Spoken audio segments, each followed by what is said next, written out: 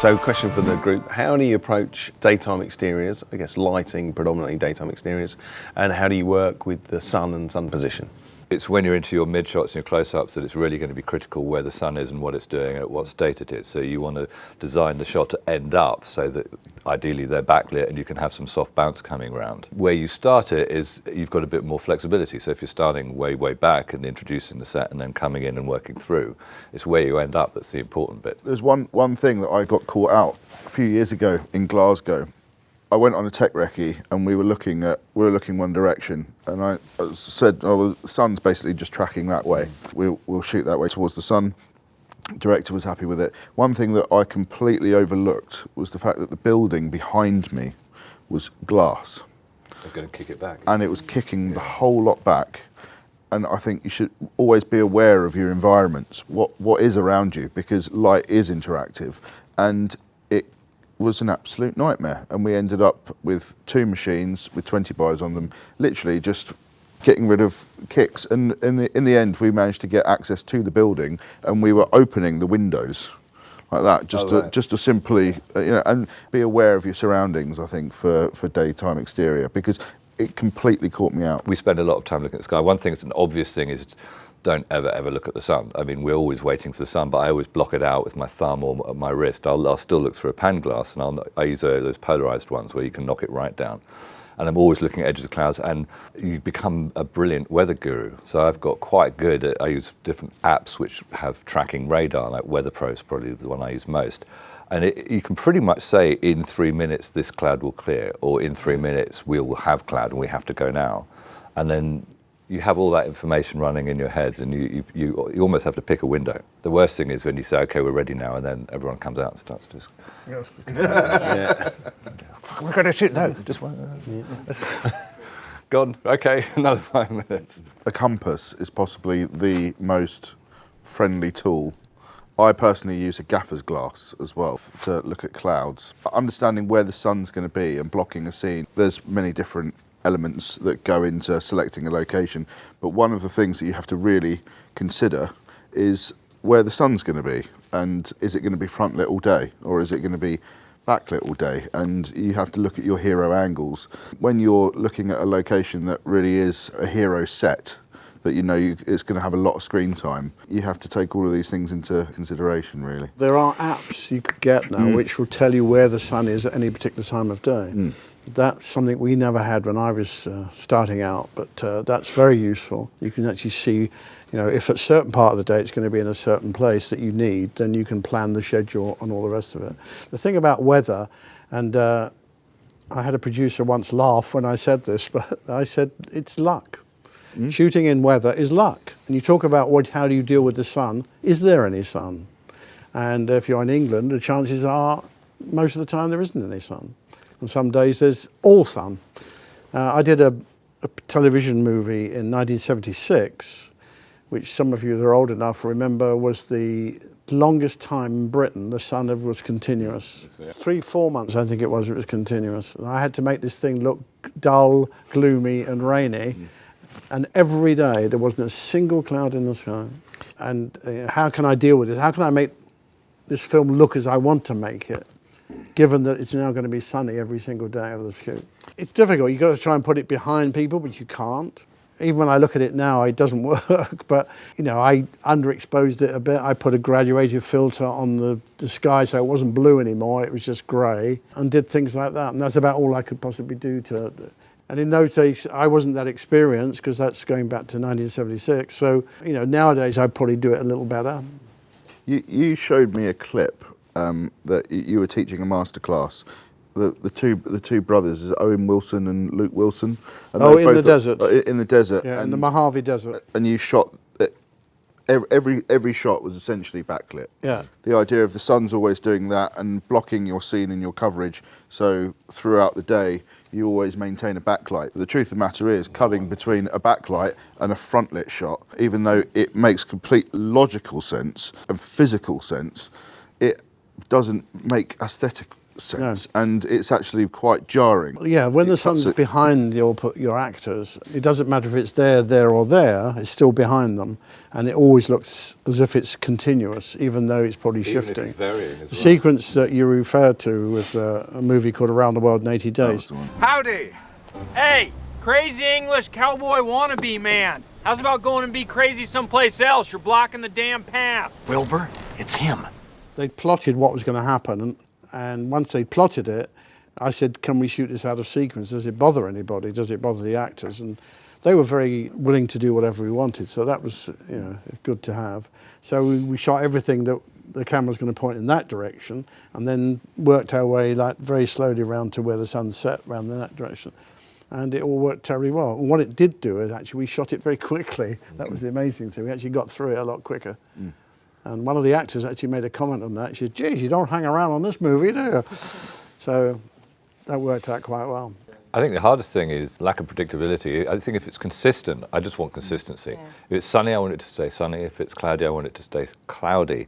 If that happens, you can deal with it. Or you can work with SunPath or Helios or TPE and track the sun. And a good thing, an important thing to do, apart from involving the location person and the art department, is also the AD and saying, we need to look at this order for shooting, and can you make that happen? And you need to do that before the day so things can come up to you at the right time. But it's when it's in and out, nightmare. Yeah. I mean, and it's Sunny morning and then the clouds come in at lunchtime. Which is what happens in Yeah. the Caribbean a lot. Yeah. it's no surprise that the place that has 300 days of sunshine is the place with the biggest film industry. You know, there's a reason for that. I mean, I had a show recently where there's a big end sequence, which was about, I think, 20 minutes of the film, and we were shooting in an airbase, and airbases are completely flat and featureless places, and we were shooting it in December, so it wasn't light till 8:30, and it got dark at 3:30, and we shot over 11 or 12 days, and this thing had to cut together for 20 minutes of screen time, and we had everything, like dark, light, snow, sun, overcast, rain, storm, and it all had to cut together, and that was a hard one. I think it's something that you never really get a handle on. There's lots of different ways of making it a bit easier on yourself. Almost insist that the director rehearse the scene if it's a long scene, because you know you want to contract it in time or give yourself as much time as possible. And most directors are going to go, well, if you help me get a rehearsal, I'll go for it. So anything to help. I mean, I don't have a foolproof plan of making it work apart from for daylight exteriors, apart from being so famous that you can insist on only shooting for 2 hours after dawn. Yeah, you can do the magic hour. And then I'm not shooting between 10 and 2 in the afternoon ever again. I do that all the time.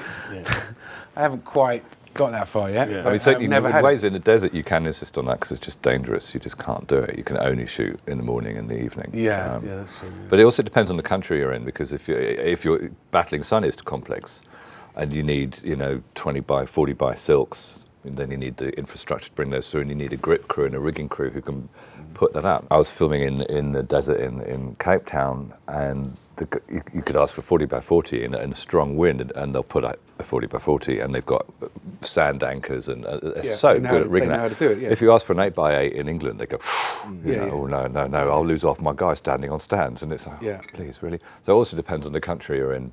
Yeah. What you can deal with. No. And it's, You're right. In Cape Town, they will just drill the eye hooks into the tarmac, and they know that's what they're going to do, because otherwise it's going to blow off. They'll fly, and so or random buildings. It's very bright. You're taking the heat off it, the edge off it. Yeah. And if it's not, you're kind of moulding it, and like James said, taking away negative. I use a lot of negative film.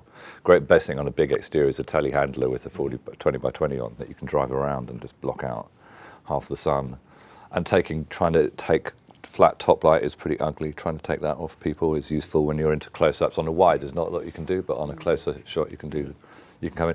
And another thing which I did with a brilliant colorist at Molyneux, Gareth Spensley, on this sequence that we shot over 12 days and had to cut down to one scene. And we knew we were going to do this. We stripped out the skies. Yeah. All the skies were replaced. So if it was a flat grey or if it's a sunny one, we even moved the sun. So we could actually put the sun in the same place throughout the scene. And then I lit it. I just had one 18, which I moved around. We made the sky interesting and consistent. And that solved it. And kept the sun as an edge. And kept the sun Yeah. as an edge. And this, That's another very good And point. it's because Gareth Spenceley, Gareth- he helped me to do the same thing. So Dad's Army was shot in yeah. Scarborough in December, and one sequence was like 4 days from horizontal rain to turning up on a huge fog bank. You're like, okay, is this going to cut? No. And, you know, battling through with, you know, there's only so many times you can say, let's give it 20 minutes and it's going to pass, let's give it, you know. But that is the other way around it for me, is that in my back pocket, I have Gareth. I know that it's like yesterday we were shooting a big cemetery scene and it was sunny on the, this location wasn't orientated the right way at all, but I knew that, but it was a great location. So big wide shot, but very sunny. So it's quite flat, but actually looked quite interesting because you had to see the saturation of the sky and whatever. So I knew when I went in, I'd be able to silk it a little bit and stuff like that. But then the sun's in and out, and it's like, and then after a while, I've just given up a little bit. But just trying to get it. Unfortunately, I haven't got Gareth. But if most films, I'll go. I insist on having my colorist because I know what that colorist could do, and it'll get me out of trouble with the sun cloud thing in a scene, and maybe it's a bit of this, strips of sunlight or whatever. But that's a big thing with me. Insist on your colorist. I insist on being at the grade or controlling the grade. Yeah, I mean, absolutely, I know it's not a question that's come up, but for me now, with the power of the grade, the power is there to undo all your work or to enhance it. And also, if I know who my colorist is or where I'm going, and now I've got half a dozen who are brilliant, luckily, including Gareth, I can be faster on set. Because I know, okay, I don't have to flag that building. I don't have to do that. But it's not being lazy, it's about speed. If I've only got, 10 days to shoot an hour of drama, I know that, okay, well, I can sort this out. I can window that down. I don't have to spend 20 minutes doing it for real. If you don't know that you're going to attend or who's going to do it, I can now tell the producer, well, it's going to take longer. So I'll be slower on the set, or I can be, if I know who I'm going to, I can be quicker. And it's that important, but you have to be there. Yeah. And building that relationship with a colorist is completely invaluable, isn't it? I mean, it really is. There's a chap called Andrew Daniel at Molyneux who I've worked with consistently for about 10 years. He really does elevate my work. And as you say, understanding the entire workflow and pipeline of exactly how efficient you can be. And because, let's face it, to flag a light off a building can take hours. Doing something in a grade can be so much more effective and make you look like a hero. You can be in control of the uncontrollable to a degree if you know where the sun is tracking, if you know what the weather's about to do, which you can do now, as you have that information. It's then about just timing it. And if you don't have the time to wait, then you have a colorist who can then help smooth it all out, strip out the sky, put one sun in that will give the illusion that it hasn't been changing in and out all the time. There's all these tricks go together to actually make it work, and you can make it work. But it's probably the thing that gives me the most ulcers, because it's the thing I haven't got control of. When I'm shooting in the studio, I'm God, and it's lovely. Yeah, sun comes in from here, sun doesn't cloud move. comes in there. It does what I tell it to do. But it was the same with filming. It didn't take too long to get to a point. If you were lighting a studio, you wouldn't need your light meter, because you'd know, you'd do the pre-light and then you'd get it out just before you shoot, and you'd go, that's actually what I knew it was going to be that. And you just know, and you get to know the levels of light. You go outside with the light level going up and down.